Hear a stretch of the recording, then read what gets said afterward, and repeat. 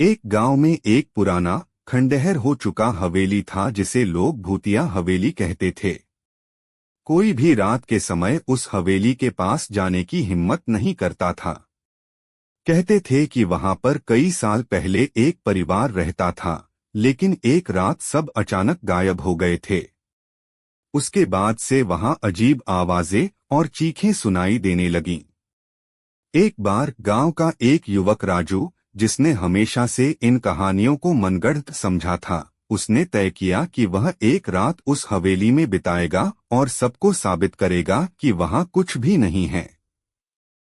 उसने अपने दोस्तों से कहा कि वह रात भर वहां रहेगा और अगले दिन सबको बताएगा कि उसने क्या देखा।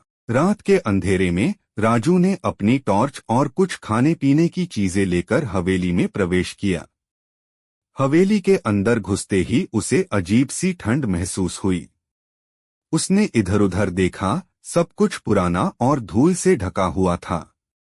धीरे धीरे उसने हवेली के अंदर चलना शुरू किया।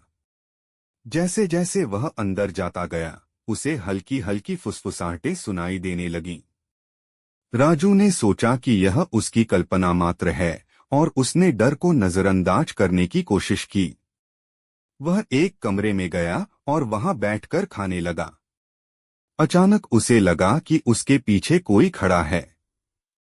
उसने मुड़कर देखा, लेकिन वहां कोई नहीं था। उसके दिल की धड़कनें तेज हो गईं। उसने सोचा कि वह हवेली के अलग अलग हिस्सों में जाकर देखेगा। एक कमरे से दूसरे कमरे में जाते समय उसे एक पुरानी तस्वीर मिली जिसमें एक परिवार था।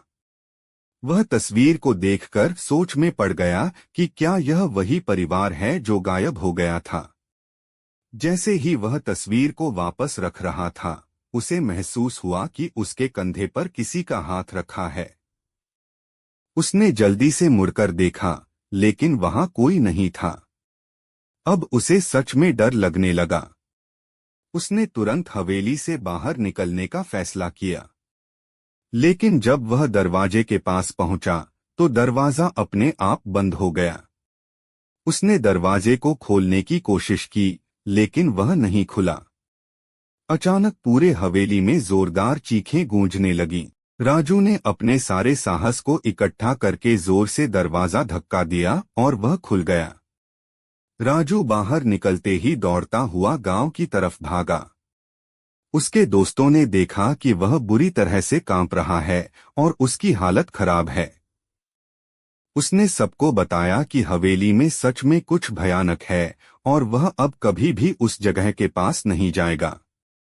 उसके बाद से गांव के लोगों ने उस हवेली के बारे में और भी अधिक डर महसूस किया और कोई भी वहां जाने की हिम्मत नहीं करता था। हवेली हमेशा के लिए खंडहर बनकर रह गई और उसकी भूतिया कहानियां पीढ़ी दर पीढ़ी सुनाई जाती रहीं।